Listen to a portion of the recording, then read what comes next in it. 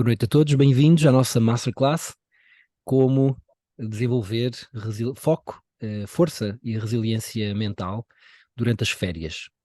Bem-vindos e vamos iniciar, without further ado, sem mais demoras, no nosso tema. Eu ia-vos pedir que, se tiverem dúvidas, para começarmos já com as dúvidas, porque isso vai permitir ser mais ágeis ou seja, a proposta aqui no meu caso, a proposta é por um lado, ensinar-vos e dar-vos a conhecer o nosso método, que é o The Rose Method, que é um método de autoconhecimento que inclui desde a parte meditativa, respiratórios, à parte comportamental, de desenvolvimento de assertividade, de consciência e civilidade. E nessas dois troncos, digamos assim, nós, é um dos segredos da eficácia do nosso método é precisamente esse. Então, vamos lá, without further ado, eu só perguntar se está a partilhar corretamente o som, se puderem abrir o micro e só referirem se estão a ver. Estão a ver um slide ou dois slides? Um slide. Obrigado. Pronto, bem-vindos. Então vamos lá, como aproveitar as férias para desenvolver força e resiliência mental. Esse é o nosso tema de hoje. Temos dois pontos-chave. Por um lado, perceber o que reduz e, por outro lado, aumenta a nossa resiliência e força mental e como aproveitar as férias e qual é o fator-chave aqui também das férias para podermos desenvolver essa resiliência e força mental. Antes de mais, eu gostava vamos começar por falar e discutir um pouco o que é a resiliência mental e do que é que se trata. Ou seja, quando falamos de resiliência mental, o que é que vos ocorre, digamos assim, na vossa cabeça? Do que é que falamos quando dizemos que alguém é muito resiliente ou alguém que não é tão resiliente? O que é que vos ocorre mentalmente? Qual é a ideia quando falamos de alguém que é resiliente?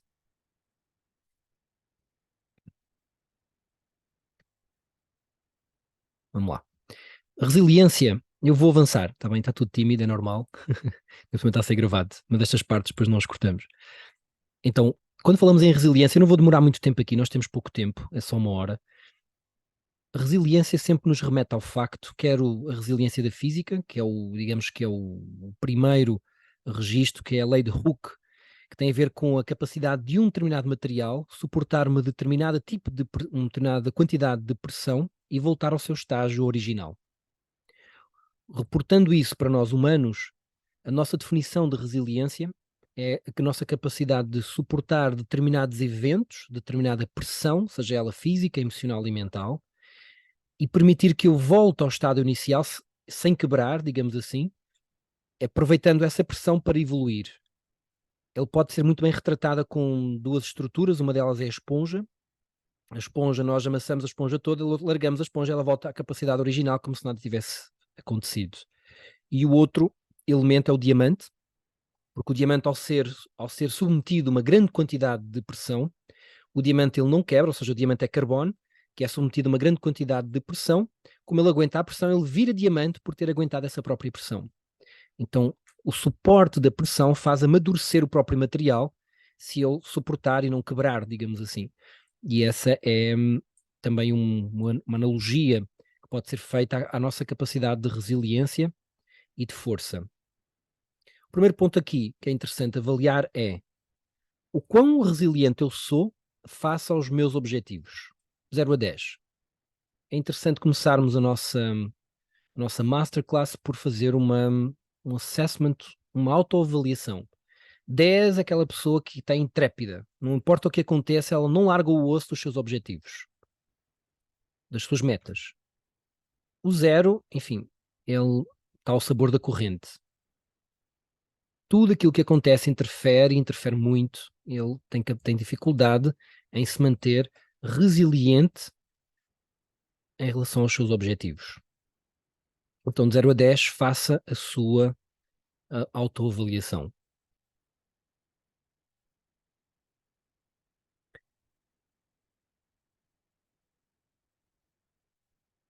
Falando em força e resiliência mental, se tiverem dúvidas, perguntem, que é muito mais interessante. Então eu vou falando aquilo que eu acho que a maioria das pessoas se pergunta perante este tema. quando eu penso em resiliência, e antes de falar propriamente da resiliência, é muito interessante nós permitirmos. A nossa escola é uma escola onde procuramos que cada aluno seja um aprendiz de sábio, isto, professores incluídos.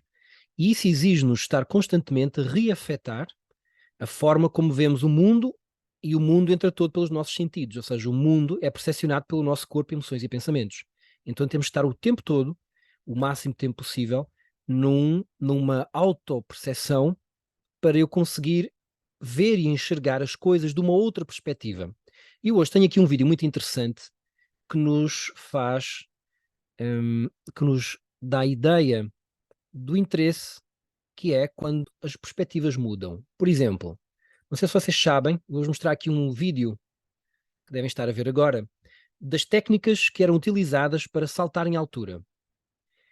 E basicamente, até uma determinada altura, a técnica era sempre a mesma. E eles discutiam 1 centímetro, 1,93, 1,93,6, ou seja, 1,936, 1,938 e a barra abanou e já era um grande upgrade. Porque eles utilizavam uma técnica de salto em altura que era de frente. Eles saltavam de frente.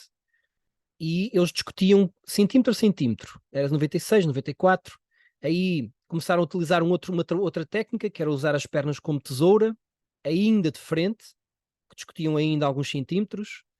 E o grande passo foi, que vocês, não sei se hoje em dia é óbvio, quando eles começaram, aqui foi a técnica da tesoura, que aumentaram logo mais uns 10 centímetros face ao anterior, que entravam com uma perna por cima e outra por baixo, e de frente.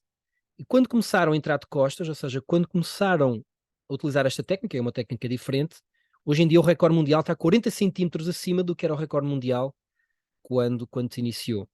E o que é que aconteceu aqui? A técnica foi diferenciada. As pessoas permitiram-se fazer de uma forma diferente do que o que faziam antes. E primeiro, quando a técnica foi aplicada, ganhou 2 centímetros face ao anterior, e hoje em dia o recorde está em mais de 40, 50, 60 centímetros face a outros recordes de há 100 anos atrás, o que é algo notável. E isso para... O recorde está de 1996, salvo erro. Pronto, agora está de 2004. E isso leva-nos... é apenas um paralelismo para... Deixa-me colocar aqui. Para que nós tenhamos essa atitude de...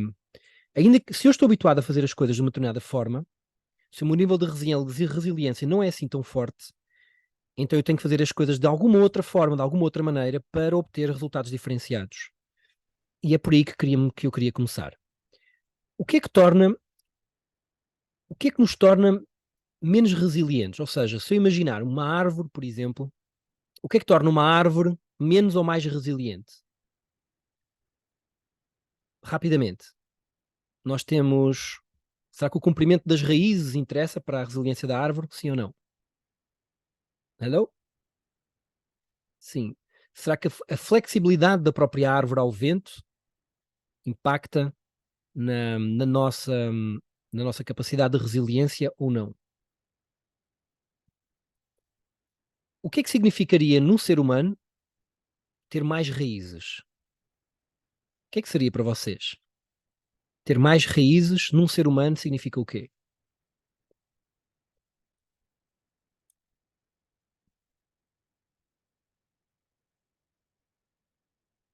Significa que ter mais raízes... Olá, Silvana. Ter mais raízes nas nossas vidas significa... O que é que significaria na vossa opinião? Se alguém quiser, abra o micro. O que é que torna uma pessoa mais enraizada? O que é que faz com que um evento que a toda a pessoa faz moça, um evento, seja uma morte de um familiar, um despedimento, um relacionamento que termina, ou enfim, alguém, um chefe agressivo, um chefinho que é muito agressivo e que coloca no meu dia a dia uma grande quantidade de estímulos que são uma pressão ao meu constante dia a dia. O que é que me vai tornar muito mais resiliente e intrépido perante esse tipo de interferências enfim, ao nosso conforto, ao nosso dia a dia? E eu vou começar pela negativa. O que é que nos deixa altamente frágeis? a qualquer um desse tipo de eventos que a todos afeta, mas há uns que quebra e outros mais resilientes não.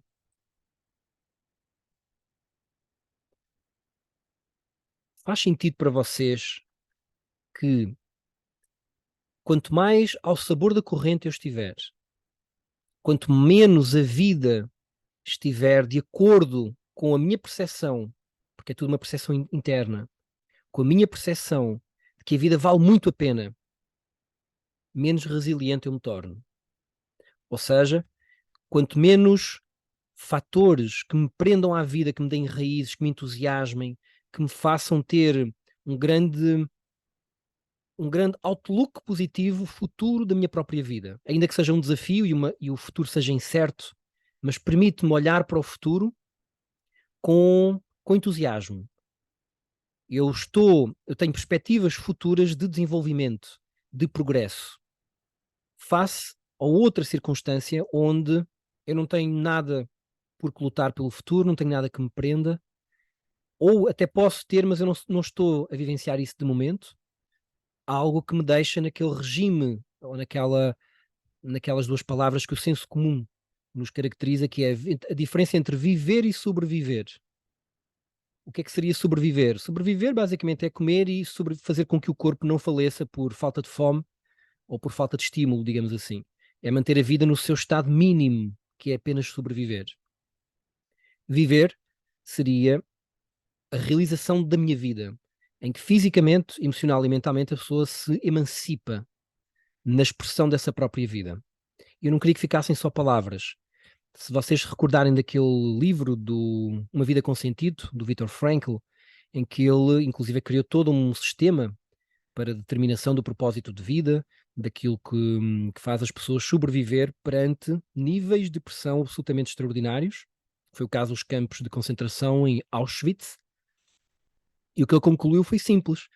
As pessoas que sobreviveram, não todos os que tinham coisas, ou seja, fatores fortes, sobreviveram, mas os que sobreviveram tinham todos fatores fortes que valeria a pena sobreviver àquela pressão toda, porque haviam teses de mestrado feitas, era só publicar, a família já estava a salvo e estava à espera dele. Então vale muito a pena porque um esforço adicional pode-me permitir algo que eu possa atingir no meu futuro. Não sei se isto é claro para todos, mas eu queria definir aqui um conceito, alguns já sabem isto de cor, que é o conceito de esta história entre o viver e o sobreviver, que no senso comum as pessoas dizem, o que significa nós gostamos muito mais do sentido de se eu tenho velocidade na minha vida ou não tenho. Como é que eu avalio a velocidade que eu tenho na vida? Quanto mais velocidade eu tiver, mais eu estou a viver, quanto menos velocidade, mais eu estou a sobreviver. Sobreviver é aquele, ou, aliás, ter pouca velocidade na vida, é aquele tipo de comportamento, façam lá um rewind às vossas memórias, que nos coloca, por exemplo, acontece alguma coisa, um tipo de pressão que eu não consigo gerir, e eu no dia seguinte quero é ficar na cama, não me apetece trabalhar, quero dormir e dormir mais, ou quero ver séries da Netflix em looping, noites a fim, ou então quero ir de férias, e quero ir de férias, acabei de vir de férias e quero ir mais de férias. Ou seja, tudo aquilo que é uma fuga à vida na primeira pessoa. É eu escrever a minha própria história. Obriga-me que eu vá viver a vida de outros, quando vou ao cinema, quando vou ver um filme na Netflix, eu estou a viver a vida daqueles personagens. Tanto é que eu emociono-me com elas. Eu vivo aquilo em primeira mão. Porque é uma fuga à minha história pessoal. Ou seja, quando a minha história pessoal não tem os ingredientes suficientes para o mínimo entusiasmo para eu viver a minha vida, eu tenho que ter escape. E esses escapes nem sempre são conscientes. O querer dormir mais, o querer ir sempre de férias, o querer estar constantemente focado em bens de consumo. Eu tenho que viajar porque isso é muito importante para mim.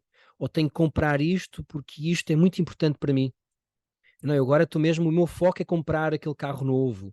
O meu foco é comprar, sei lá, um disco de vinil novo que eu quero muito. Quando eu dependo muito dessas compras para o meu bem-estar, significa que a minha vida não me está a dar o necessário, eu vou ter que ir buscar reforço fora.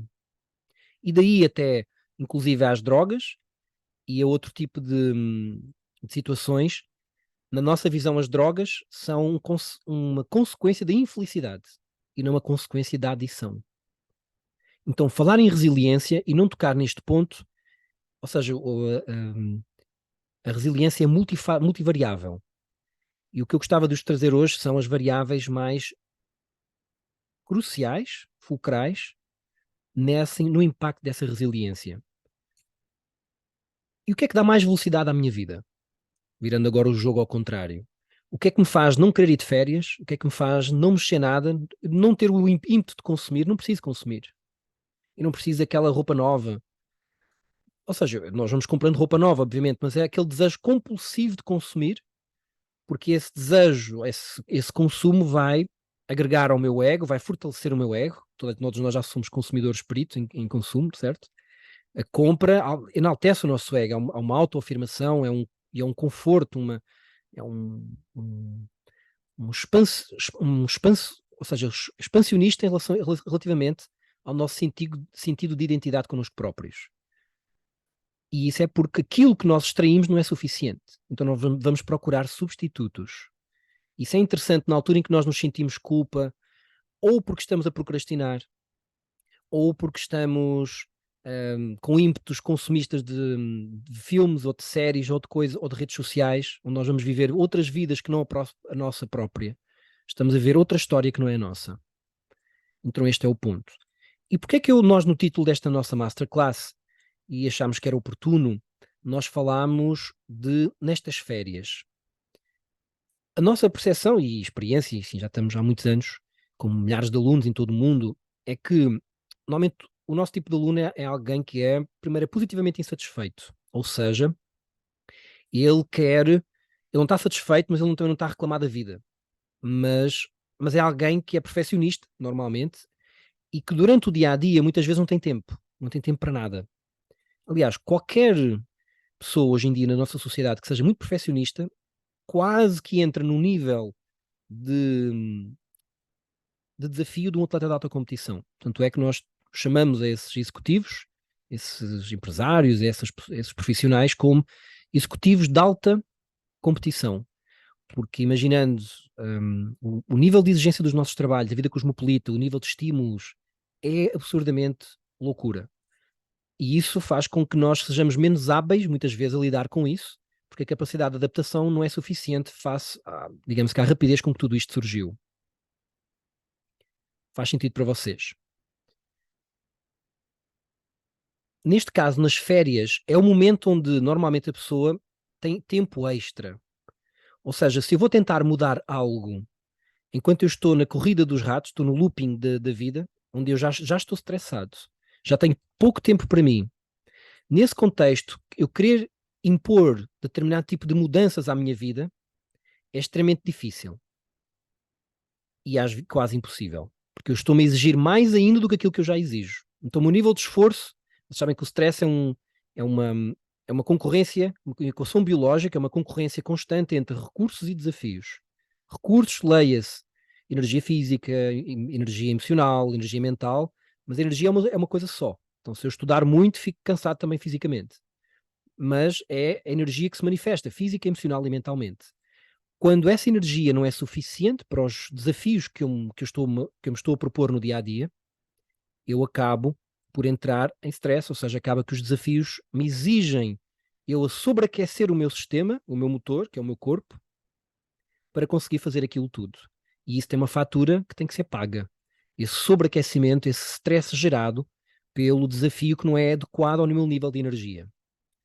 Então, a única forma de impor mudanças reais e fazer grandes mudanças na vida parte sempre por um aumento de energia do indivíduo. E essa é uma dos fatores que eu vos quero deixar nas férias. Então, temos, enfim, um mês, 3 semanas, um mês, todos têm de férias no ano, que normalmente a maior parte dos portugueses coloca agora em julho, agosto e setembro. O que é que eu podia fazer para melhorar a minha capacidade de força e resiliência mental? O que é que dá a velocidade à minha vida? Ou seja, o que é que me coloca eu não querer ir de férias? A vida está tão boa que eu não preciso de mais nada.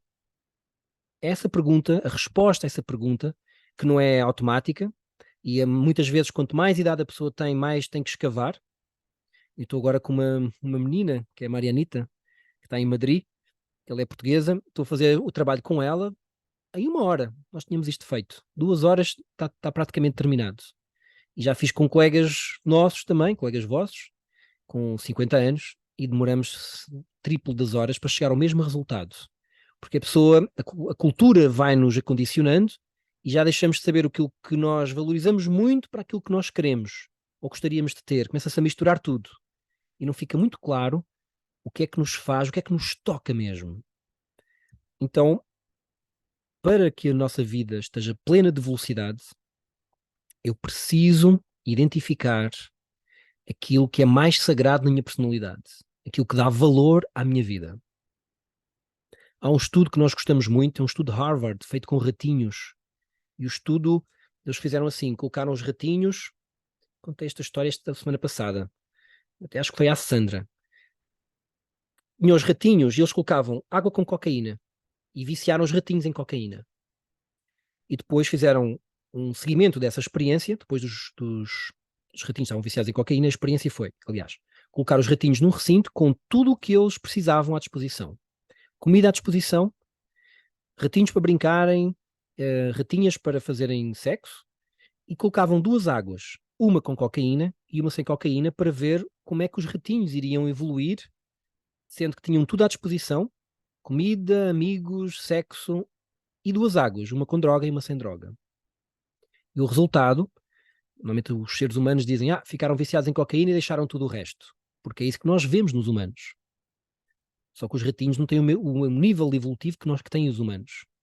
Aliás, se fosse com o nosso cão, já não chegaria comida e sexo. Se calhar ele sentiria saudades das nossas festinhas, do nosso carinho. Eu gostava de mais do que simplesmente brincar, comida e, e sexo. Eu precisaria, sei lá, de um sistema hierárquico que o faça sentir pertença do grupo, que os cães têm um sentido social muito grande. Então, para os ratinhos, aquilo é o universo deles, é o paraíso. Comida, sexo e amigos, está ótimo, não preciso mais nada. Então, eles próprios fizeram o desmame da água e deixaram de consumir a água com cocaína. Transposto para nós humanos, significa que as nossas drogas, essa falta de velocidade na vida, são uma fuga à falta de felicidade interna que eu sinto. E onde é que eu chego a essa felicidade interna? Felicidade não é um nome que nós gostemos muito, porque leva-nos por... temos que definir exatamente o que é que queremos dizer, o que é que queremos dizer com essa palavra. Mas, o que é que me faria a mim deixar de consumir droga e ir por um outro caminho? O que é que seria o nosso paraíso? E no caso do ser humano, não tem a ver com comida e sexo.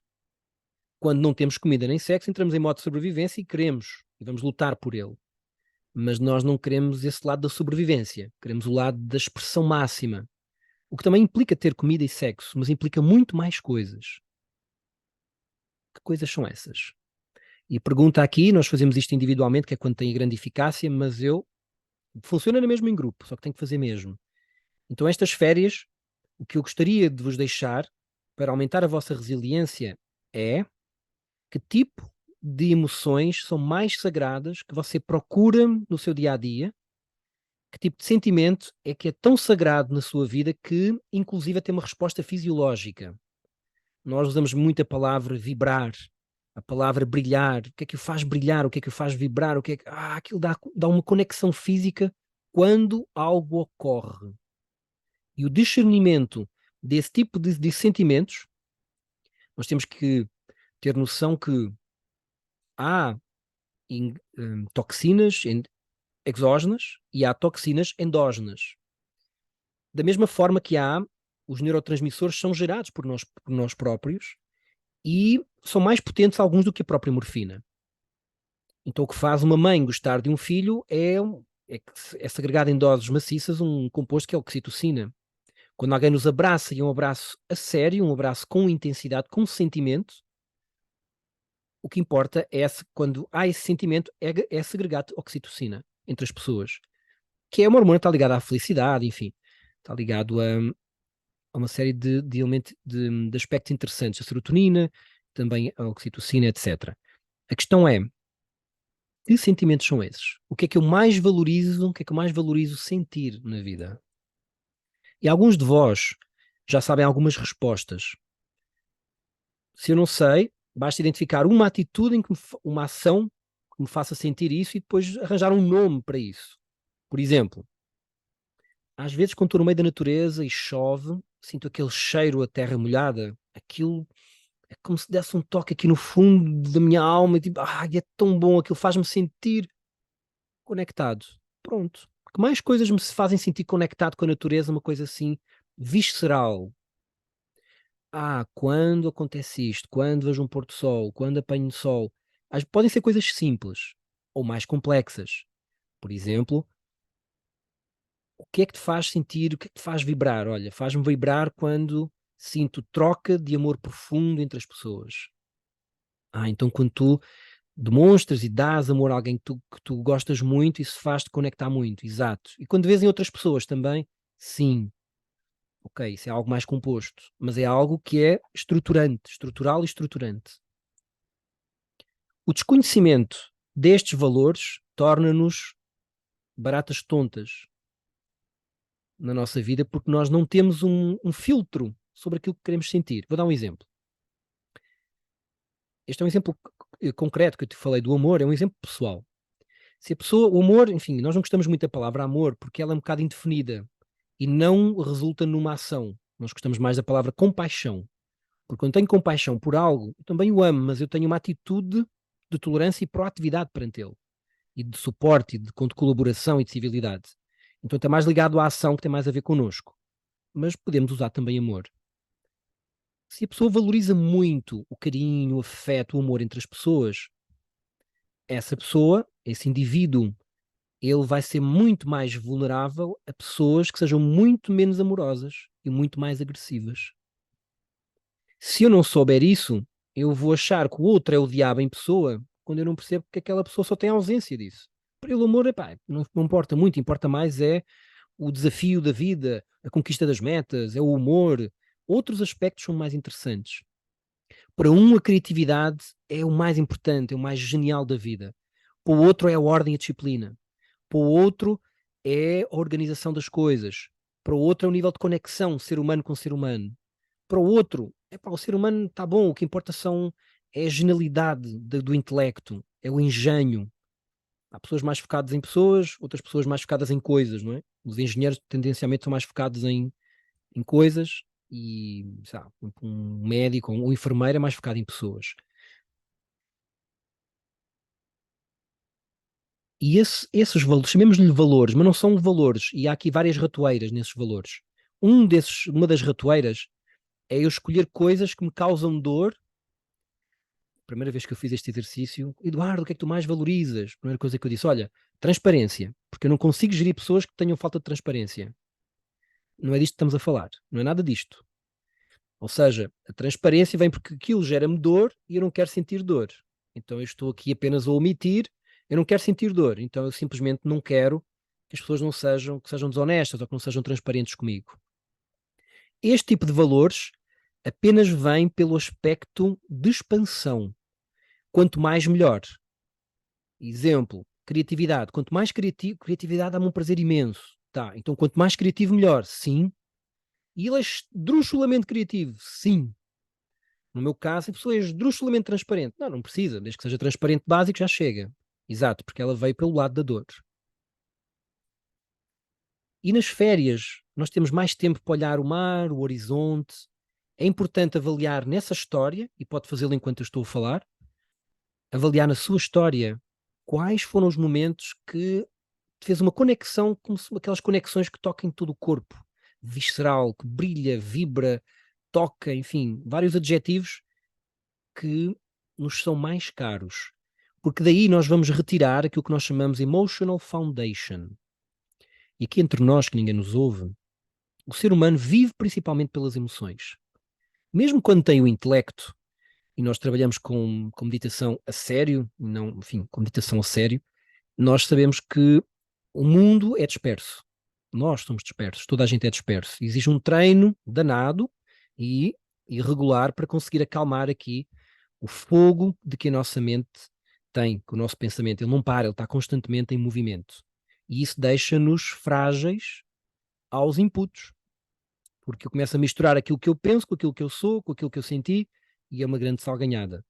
Então é muito importante essa estabilidade. E essa instabilidade, ela deve ser reforçada, e é o segundo aspecto que eu gostaria de sugerir para vocês fazerem nas férias, que é fazerem um recover do vosso próprio corpo. Aquilo que já falámos em outras palestras. Se eu olhar para a minha vida, ou a minha expressão da minha vida, a nível físico, a nível emocional e a nível mental, uma divisão simplória, e eu fizesse o mesmo que faz um atleta de alta competição. Então, o atleta de alta competição vai para o ginásio, faz corrida de velocidade, pronto, faz treino de manhã, depois para, um estímulo de altíssima qualidade, depois a meio do dia tem que dormir, ou pelo menos descansar com massagem, o treino da noite, e depois dormir a seguir. O sono é sagrado, a alimentação é sagrada. É tudo preparado entre estímulo e assimilação. Estímulo e assimilação. O problema do stress não é um problema de estímulo, é um problema de assimilação. Ou seja, eu continuo a colocar desafios sem permitir que as minhas estruturas física, emocional e mental assimilem o estímulo, o esforço que eu já fiz antes. Então é um problema de descansar, não é descansar, é assimilar. É um problema de assimilar o esforço que já foi feito. Ou se quiserem, descansar o esforço que já foi feito. Só que isso tem que ser feito a nível emocional e a nível mental. Em particular porque as nossas profissões hoje em dia não são tão físicas, a maior parte de vós, tirando um bailarino, mas tem uma grande componente intelectual, um advogado, um controller, um gestor. É muito mais emocional e mental o nosso dia-a-dia. Então precisamos desse descanso emocional e do descanso mental, que não tem nada a ver com dormir. Dormir é o básico. Nós precisamos de extras que nos permitam essa assimilação. Se há duas coisas que eu quis selecionar hoje para, para poderem fazer nas férias, são estes dois aspectos. Então, o primeiro, qual é a vossa emotional foundation, ou seja, qual é a vossa estrutura pela qual a vida se pode transformar maravilhosa? O que é que tem que acontecer em termos de emoções? Que emoções é que têm que estar impressas no vosso dia a dia? Não é o que vocês querem, é o que vos faz sentir brilhantes, vibrantes, especiais, aquilo que vos toca lá no fundo, que tem uma reação fisiológica. Essa descoberta, ela pode ser feita por reflexão, aliás, é por reflexão intelectual, por identificação, e não deve cair nas armadilhas de ser uma questão de, de dor, ou de coisas que são importantes, porque eu intelectualmente acho que são importantes. O respeito é muito importante. O respeito é muito importante entre as pessoas. Ou o amor é muito importante entre as pessoas. Sim, mas quando tu vês alguém assim num ato de amor, aquilo toca-te. Não me toca, mas é muito importante. Também não é isso. Então o amor não é. Nós não estamos a querer descobrir o que é importante ou menos importante. Importante, obviamente, é a conexão entre as pessoas. Nós estamos a querer descobrir os valores que têm por base emoções que fazem aquele ser, aquela personalidade vibrar, que tocam aquela pessoa.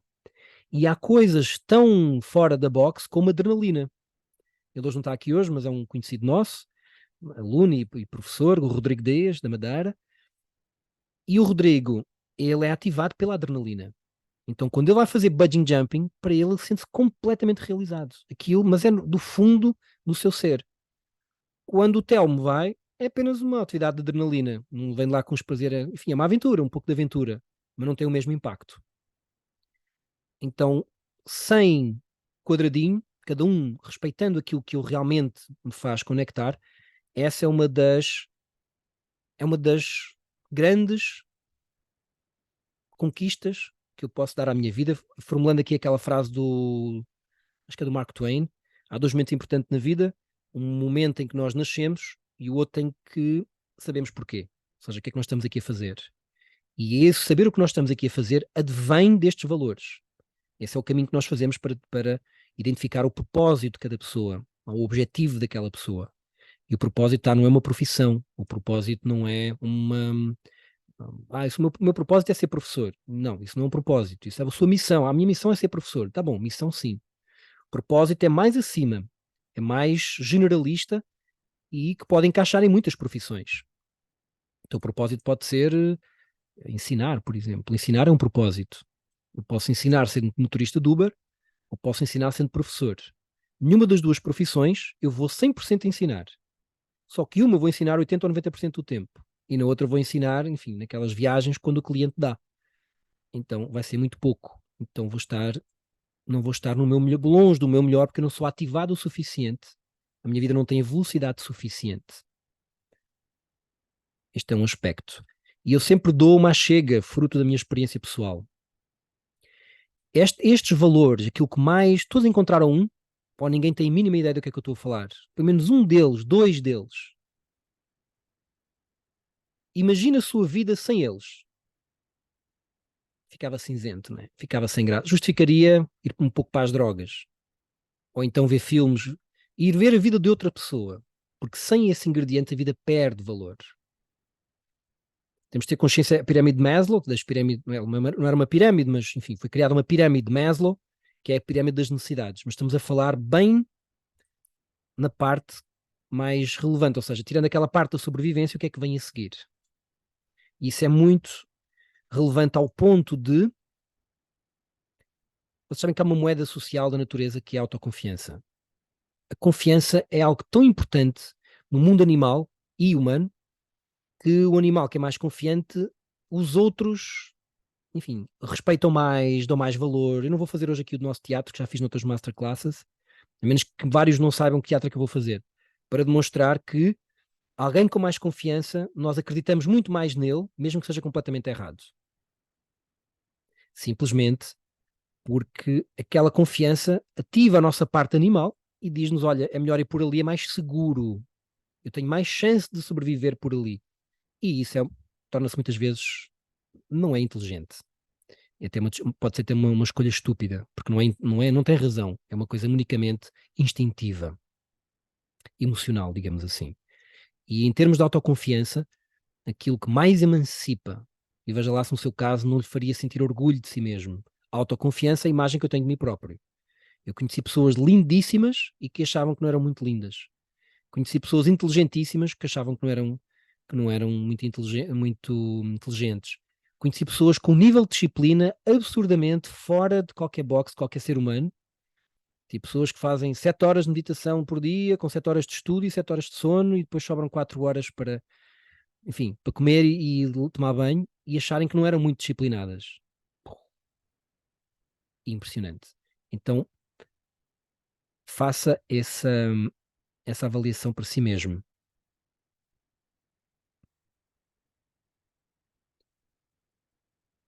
Dúvidas até este ponto.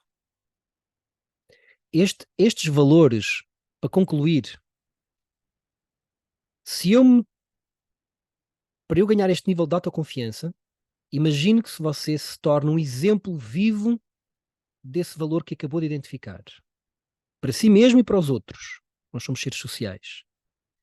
Em que, por exemplo, sei lá, o Peter é pela criatividade. Então alguém olha para ele e ele próprio, uau, estou a ser tão criativo. É impressionante, porque se eu valorizo muito, estamos a falar de 2, 3, 4 valores, não é mais do que isso.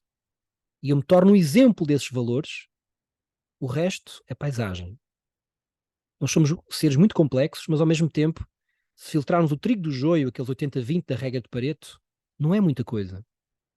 As coisas são bem mais simples ou bem mais fáceis de gerir do que nós estamos naquela quantidade de informação toda misturada, com falta de clareza naquilo que temos que fazer. E mais, aí estou a falar na generalidade, claro que vai ter algumas exceções, e depois tem que ser mais aprofundado, mas, por exemplo, esses valores que você já determinou hoje, se você for trabalhar para um grupo de pessoas que não têm esses valores, provavelmente vai ser muito difícil você ficar lá. Atenção que às vezes há valores ou há coisas que nós queremos sentir que é apenas com um determinado tipo de grupo. Ou comigo. Não, eu conecto, mas é só comigo, não preciso mais ninguém. Tá, então esse valor não se aplica neste caso. Mas há valores que é na conexão com os outros, na conexão com a vida em geral. Se eu vou escolher um trabalho e não valido que aquele grupo de trabalho tem aquele valor, eu posso ir ganhar mais, estou-me a meter numa má escolha, por falta de autoconhecimento. Autoconhecimento, conhecimento como é que a minha personalidade é. Por exemplo, os respiratórios dão-me consciência da minha parte energética. As técnicas, por exemplo, o bailado, a dança, ou técnicas de consciência corporal dão-me mais consciência do meu físico. técnicas de mentalização e de meditação, que são coisas diferentes que utilizam o mesmo canal, dão mais consciência da minha parte mental. E aqui nós precisamos de mais consciência da nossa personalidade, que alicerça-se na minha estrutura emocional e mental, mas é à parte. É a minha identidade, junto com isso tudo. Se eu me tornar um exemplo vivo disso, eu conquistei grande parte do propósito da minha vida. Não está completo, mas está bem próximo. Porque é aquela estrutura que eu mais valorizo, aquilo toca-me, aquilo é aquilo que esgota a minha personalidade. E eu não quero ir de férias. Não preciso. Para quê? Eu já tenho aquilo que quero. Eu acho que eu vou gostar de viajar, não é por isso. Mas eu não tenho aquela compulsão de fuga à minha própria vida. Seja para comprar, para consumir, para ver os filmes, para dormir muito, para ir de férias constantemente, ad eternum, ou fugir completamente do seu trabalho porque algo está a incomodar. Isto é isso. Segundo ponto é a nossa renovação física, emocional e mental. Eu queria ver-vos aqui, nas vossas caras. Como é que nós nos renovamos? Temos que pegar como um atleta de alta competição. Todos nós hoje em dia somos executivos de alta competição ou trabalhadores de alta competição. Quem vive no nosso dia a dia, as redes sociais tiram-nos estímulos, o nosso dia dormimos muito pouco todos, porque a vida nós fomos crescendo como sociedade para este ponto. Então, atleta de alta competição tem treinos e métodos de alta competição. E isso hoje em dia é muito premente. Se nós pensarmos que as nossas avós, a minha avó passou fome, não passou muita porque a minha bisavó era padeira, então havia sempre pão na mesa. Mas era racionado. Eu tenho a certeza que 90% dos avós dos que estão aqui hoje passaram eventualmente momentos de fome. Então, para eles, este tipo de conversa não faz sentido. Vocês devem, os mais velhos aqui, devem ter ouvido os avós e até a mãe dizer: arranja um emprego estável, um emprego seguro. Era o emprego seguro, ou seja, para te safares, para conseguir sobreviver. Ah, mas eu quero ser bailarino, esquece isso, arranja um emprego no Estado. E depois é uma pessoa frustrada porque disse ter sido bailarino, mas está ali a carimbar faturas ou a fazer uma coisa qualquer que não é aquilo que. Então, primeiro vem sobreviver, estamos de acordo. Mas hoje em dia, mais do que nunca, nós estamos noutro patamar da evolução humana. Sobreviver não chega. O método é diferente. E é exatamente o oposto. Então, para termos ideia, para sobreviver eu quero o mínimo de esforço possível. Por exemplo, eu era bom a matemática. Então eu desleixava-me a matemática porque já não precisava para ter boa nota. Então não preciso aplicar tanto esforço, já que tenho boa nota. É a lei do menor esforço. Mas se eu quisesse ser uma pessoa extraordinária, eu tinha que ter estudado ainda mais matemática, mesmo eu tendo valias em matemática. Se eu vou ver um bailado ou vou ver um músico, eu quero que ele me dê o máximo que ele tem e não que dê só aquele concerto de base só para o pessoal ficar contente. Então a realização, a evolução humana vai partir do máximo esforço em algo. Não em tudo, mas naquilo que eu seleciono como o meu foco.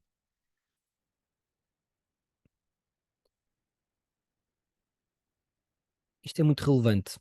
E a parte dessa assimilação, ela é feita da mesma forma. Então, colocando no nível emocional, eu tenho que ter estímulo e assimilação. Como é que eu treino as emoções? Como é que eu faço um treino emocional para preservar o meu corpo? Hoje em dia toda a gente sabe que temos que fazer exercício físico para o bom funcionamento cerebral. Hoje em dia a ciência já chegou a esse ponto, certo? Mas há mais ainda, que a ciência vai descobrir nos próximos anos, enfim. Há muito ainda para desvendar, que são os saberes antigos, porque a sociedade antigamente tinha muito. A sociedade antiga, estamos a falar de 3 mil anos antes de Cristo, onde foi criada a meditação, o mindfulness, a técnica de Kegel, a hipopressora, as técnicas de. Tudo isso veio do mesmo canal, que hoje em dia são reinterpretadas por outros nomes científicos, e acho bem, mas vieram de um canal e de uma época onde o que era mais valorizado era a engenharia humana e não tanto a engenharia externa. E mesmo assim, até que está aí a Susana, que ela adora este exemplo, se nós observarmos que o edifício mais alto a seguir às pirâmides do Egito, sabem qual foi? Foi a Torre Eiffel. quantos anos, quantos mil anos depois? Então demorou bastante, mesmo em termos de tecnologia. E essa tecnologia, ela tem um grande impacto na nossa vida, esse tipo de tecnologia. E eu que vou dar aqui uma à parte, que é, hoje em dia nós vivemos num mundo de globalização. O que é que significa a globalização? Informação gratuita e em excesso de quantidade. O que significa que informação com qualidade baixa significativamente com a quantidade com que ela é partilhada. Então, um exemplo, ano passado nós fizemos abrimos a escola durante um mês e tivemos imensas pessoas, centenas, 600 pessoas vieram experimentar a escola ou inscreveram-se para vir experimentar. E algumas delas disseram-me assim, não, esses respiratórios já sei isso tudo. E eu não disse nada por uma questão de respeito, mas eu digo-vos, eu sei que os que estão aqui hoje comigo e que me vão ouvir, 99%, se calhar não sabem o que é respirar com dignamente. Mas eu sei obstruir a narina e faço isto e faço aquilo. Tá, mas isso é importante para 1% das pessoas. O resto das pessoas precisam da base, da estrutura bem feita. E a estrutura bem feita tem muito mais a ver com uma respiração profunda. Aliás, está uma masterclass de engenharia respiratória lá no YouTube, onde este vai ficar também. Podem lá ver. É uma respiração profunda e estável, consciente, longa. Isso é muito mais impactante e feita regularmente, sempre que se lembrarem ao longo do dia. É isso que vai mudar a nossa vida, a vossa vida. E não é irem 2 vezes por semana para uma sala fazer uns respiratórios muito tecnológicos que depois não têm as bases, que é a capacidade de eu alongar e desenvolver a musculatura respiratória em grande dimensão. Eu alimento as minhas emoções pelos estímulos emocionais que eu tenho. Se eu vou ver um filme de terror, o que é que o meu corpo está a sentir? Terror, pânico, ansiedade. Esse é o alimento com que eu estou a alimentar o meu corpo naquele momento. Então, para eu desenvolver e eu renovar-me, para eu me tornar muito mais resiliente, obviamente que o sono impacta, a alimentação impacta, como eu falei no início, é multivariável. Mas se eu tivesse que selecionar 2 coisas, estas são as mais estruturais de todas. Uma é aquilo que eu falei inicialmente, é imprimir na vida as escolhas certas que validam a minha personalidade, aquilo que eu mais valorizo na vida. Então não vou escolher um companheiro que não é amoroso se eu gosto muito de ser de amor e de ser amoroso, porque aí não vai funcionar. E por outro lado, eu aprender a renovar-me de uma forma categórica, extraordinária, renovar-me mesmo, que é eu sentir-me com mais energia, mais bem-estar e não sentir que estou a definhar, esmerilhando a minha energia dia para dia nas faturas pelo excesso de trabalho e de estímulos que eu tenho. Para isso é necessário eu pegar as minhas estruturas do ser humano, físico, emocional, mental. Hoje em dia a atividade física nós já sabemos que é necessária e precisamos de descansar. Se eu fizer atividade física ininterruptamente, eu vou ter uma lesão e até morro, se for preciso. Eu preciso de treinar e parar, treinar e parar. E fazer o mesmo a nível emocional e mental. Emocionalmente eu preciso de estímulos, emoções, relacionamentos de qualidade. Nós sentimos quando nos relacionamos em primeira mão. Também os filmes que vemos, também os livros que lemos, mas principalmente as pessoas com quem nos damos. Então, se a pessoa não está a alimentar as emoções que eu quero, eu tenho que arranjar uma forma de gestão de conflitos, que foi outra palestra anterior, na realidade, para gerir aquela pessoa, para não beber, não comer tanto aquelas emoções. E preciso, por outro lado, de esvaziar o saco com todas as memórias das emoções dos últimos meses, dos últimos anos. E isso tem que ser feito através de pegar nas emoções e fazer assim, flat. É retirar as emoções e desligá-las. Para permitir, quando eu renovar, eu voltar a um estado como se fosse um pequeno renascimento, um pequeno voltar a si, sem aquele acumular contínuo de experiências pesadas da minha vida que impactam categoricamente a minha resiliência, porque eu já estou farto de tudo, está muito difícil, a exigência está muito grande. Eu preciso fazer isso emocionalmente e mentalmente. Mentalmente é igual, eu preciso parar o pensamento, que são técnicas de mindfulness. Mindfulness nível 9, tá? Nós temos uma escala de mindfulness, porque hoje em dia o mindfulness virou brand de mercado, e depois para estarmos a falar igual àquele mindfulness que é só conectar aqui agora, sentir o corpo, que é bom, reduz lá um pouquinho o stress. Mas nós queremos mais do que isso. Nós queremos parar a variabilidade do pensamento, e nós temos até um teste para determinar uma escala, como é que está a minha concentração nesse ponto. E por outro lado, alimentar imagens mentais proativas daquilo que eu pretendo atingir, que é o alimento mental. E isso é feito através da estrutura, de uma estrutura técnica de uma aula, tá bem? Que nós normalmente nestas palestras são para vocês conhecerem mais o The Rose Method, que é um método com que eu trabalho desde há 18 anos. E então, ou seja, essas aulas são bloquinhos em que nós fazemos tudo de uma só vez. E quem vem aqui à palestra pode experimentar sem qualquer tipo de compromisso para nos conhecermos melhor e saberem do que é que estão a tratar. Se às vezes tiverem uma aula connosco, por exemplo, numa empresa, às vezes até em outros locais, é bom experimentar na escola, porque é diferente. Escola é escola, a pedagogia é outra, o trajeto é outro. Então é interessante. Pronto, isto foi as duas seleções. Há outras coisas que impactam, obviamente, qualidade de energia, estabilidade emocional, impacta no nosso nível de resiliência, mas se eu tiver bem presente aquilo que é mais relevante para a minha vida, o meu propósito, os meus valores principais, eu já estou inamovível, já a priori. E se eu ainda por cima cuidar da base do meu bem-estar do meu corpo, com estas duas coisas eu tenho 80% do problema resolvido. Mesmo não dormindo bem, mesmo não comendo tão bem. Em termos de resiliência, nós temos que ir à estrutura principal humana, que é, por um lado, a parte emocional, a parte de identidade mais profunda daquela persona, daquele indivíduo, e por outro, o renovar, ou seja, o cuidar da própria vida. Ou seja, a parte corporal, emocional e mental, em termos de alimentação daquilo tudo. A alimentação, obviamente, impacta a alimentação e o descanso. Estamos a terminar. Dúvidas. Tenho algumas coisas para vocês. Primeiro, dúvidas.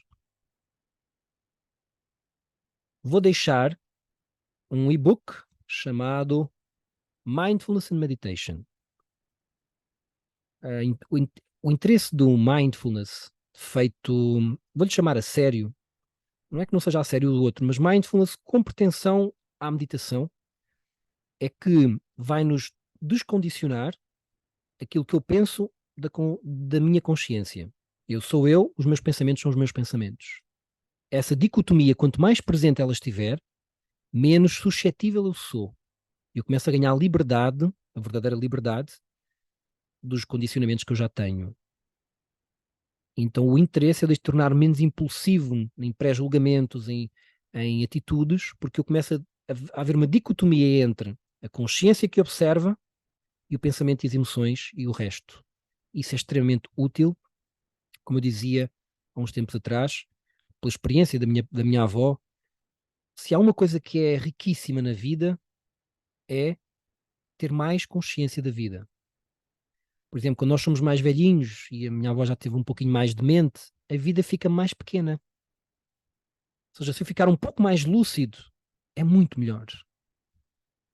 A vida é não tem palavras sequer. Se eu puder ver um pouco melhor do que o que vejo hoje, um pouco com mais clareza, com mais lucidez, isso é impagável. Do que viver toda a vida, até com muitas coisas, mas sempre metido num quadrado, sem poder enxergar um pouco mais.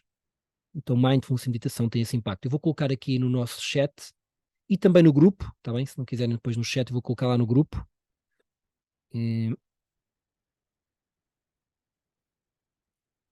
Este é um e-book, está pronto a ler. É um pocket. E mais um momento para alguma pergunta dentro da gravação. Olá, Olga, João Gordo, Luísa, Cidália.